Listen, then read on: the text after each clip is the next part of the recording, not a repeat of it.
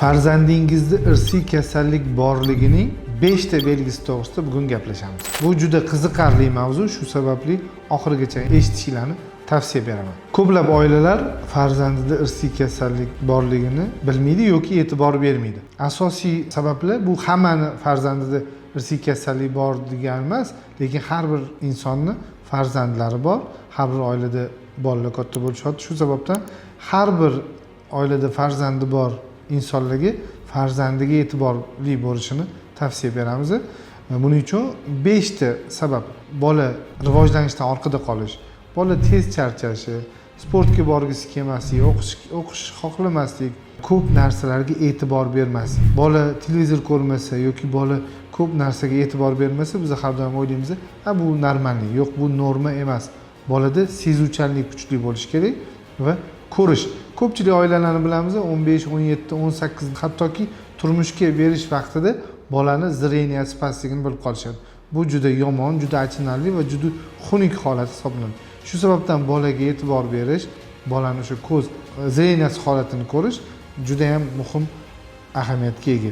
Undan tashqari autist kasalliklar, buni xarakteri shunaqa deb o'ylaymiz, lekin autist bolalarda asosan e'tibor kuchli bo'lmasligi va ko'p hollarda o'qishda orqada qolish kuzatiladi. Farzandingizda irsiy kasallik borligini birinchi belgisi bu o'sishdan orqada qolish. O'sishdan orqada qolish birinchidan bu modda almashinuvi yetishmovchiligi sabab bo'lishi mumkin. Modda almashinuvida ishtirok etadigan genlar bor. Bola o'sishdan orqada qolishi qanday belgilari bor? Bolani o'sishdan orqada qolayotganini bilishni eng asosiy, eng muhim yo'li bu genetik tekshiruv o'tkazish. Nimani tekshiramiz? Birinchidan vitamin D retseptorlari, VDR gen tekshiruv. Ikkinchisi trombofiliya tekshiruv, qon aylanishi yetishmovchilik.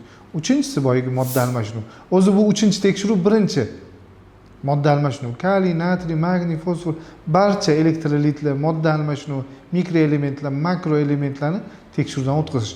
Buni genetik tekshiruvdan o'tish kerak. Bu aniq va kerakli tekshiruv hisoblanadi. Genetik tekshiruv. Ota-onalar qo'rqishi mumkin. Shuncha analizda, shuncha ko'p tekshiruvlar, qancha analiz, qancha qon olib tekshiriladi? Yo'q, buni qo'rqmasanglar ham bo'ladi. Bu bir tomchi qon orqali tekshiriladi. Masalan, o'sha kapillardan bolaga og'riqsiz tomchilab qon olinadi va o'zini maxsus qog'ozlari bor, shu qog'ozdagi sindirib olinadi va shu bilan analiz javobi chiqadi. Bola uchun hech qanday qiyinchilik yo og'riq bo'lmaydi va asoratlari ham bo'lmaydi. Bu tekshiruvlar juda ham mukammal DNK tekshiruvi hisoblanadi. Asosiysi, bola travma olmaydi, keyin psixologik doktorga borishga qo'rqib qolmaydi. Bilmasdan turib bolani qonini olinadi va bola hech narsani sezmay qoladi va DNK 40 ta tekshiruvni tekshirib beradi. Tekshiruvlar jarayoni 30 kundan 60 kungacha davom etadi. Bu tekshiruvlar sizlarga nima beradi? Bu tekshiruvlar bolada irsiy kasallik bor yo'qligini va bolada irsiy kasallik tashuvchi bo'lib o'tganmi yoki kasallik bo'lib o'tganmi yoki bolani davolasa bo'ladimi yoki davolasa bo'lmaydimi? Hozirgi kunda shunaqa og'ir kasalliklarga ham davo topilgan, lekin bu kasallikni avval birinchi holatda, birinchi etapida aniqlash kerak. Bu tekshiruvning eng afzalliklari juda ham og'ir tuzalmaydigan kasalliklarni eng boshida aniqlab davolashga yordam beradi. Va bu hamma tekshiruvlar VMED klinikasida olib boriladi. Endi sizlarga ikkinchi belgisini aytaman. Ikkinchi belgisi bu bolani tez kasal bo'lishi. Bu asosan immunitetga bog'liq bo'ladi. Immunitetga bog'liq bo'lgandan keyin bu ham aytib o'tganimizdek genga bog'liq. Organizmimiz uchun kerakli bakteriyalar bor va patologik bakteriyalar bor. Bu bakteriologik tarafdan, genetik tarafdan immunitetimizni ham boshqaradigan genlarimiz bor.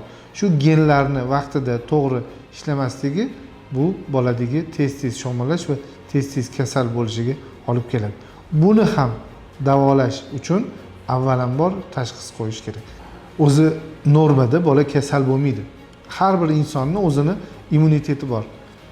Immunitet organizmga tushgan inorodniy telo begona moddani yo'q qilib tashlash, parchalab tashlash funksiyasiga ega. Buni yangi tug'ilgan bola o'zida adaptatsiya bo'lib, yangi viruslarga moslashish davrida bolada organizmda kurash ketadi. Har bitta infeksiyaga moslashuv har bitta infeksiyani o'rganish va antitela hosil bo'ladi, organizmda antitanachalar hosil bo'ladi. Bu jarayonda genlar ishtirok etadi. Barcha kasalliklarni tekshirganimizdan keyin biza zaключение beramiz. Masalan, bola tez shamollayapti. Nimani hisobiga shamolladi? Tekshiruvlar natijasida shu hamma shamollash, boyagi kasal bo'lish oqibatlarini biz aytib o'tamiz. Bizda hozir ko'pincha oilalarda bolada shamollasa yoki bolada isma ko'tarilsa, birinchi navbatda shifokorga ham bormasdan antibiotik va boshqa preparatlar berishni boshlaymiz. Lekin bu noto'g'ri, sababi organizmning o'zini kurashuvchanlik xususiyati bor. Kurashuvchanlik xususiyati bu organizmdagi o'sha temperatura ko'tarilsa, immunitet ishlayapti. Demak, o'sha begona modda tushgandan keyin organizm kurashyapti. Organizm o'zini kurashishiga ham qo'yib berish kerak. Buning uchun biz birinchi navbatda genimizni tekshirib olishimiz kerak. Gen boyagi immunitet to'g'ri ishlasa, har qanday tushgan begona modda va har qanday kasalliklarga organizmning o'zi kurashishni boshlaydi. Antibiotik berish, birpasda bolaga dori-darmon bilan hujum qilish bu noto'g'ri va kerak emas oqibatlarga olib keladi. Bolaga har xil antibiotiklar va boshqa preparatlar berish immun tizimini dangasa qilib qo'yadi. Immunitet ishlamaydi, bolaga tashqarida antibiotik bergandan keyin organizm o'zi ishlashini sekinlashtiradi. Bunda tabiiy tanlanish, organizmning o'zi kurashi kichkina sekinlashib ketadi. Shu sababdan baribir yana boyagi immunitetga qaraymiz va genetikaga murojaat qilamiz. Genni tekshirish birinchi o'rinda turadi. Uchinchi belgisi bu noodatiy ko'rinish.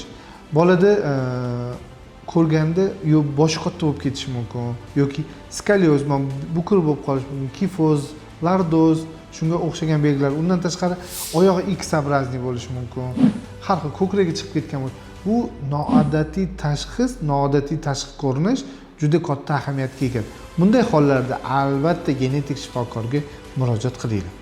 Shunday muammosi bor oilalarda tavsiya beramiz, shu bir tomchi, boya aytib o'tganimizdek, bir tomchi qondan 40 dan oshiq kasalliklarni, genetik kasalliklarni aniqlanadi va bu aniqlangandan keyin to'g'ri davolanish olib boriladi.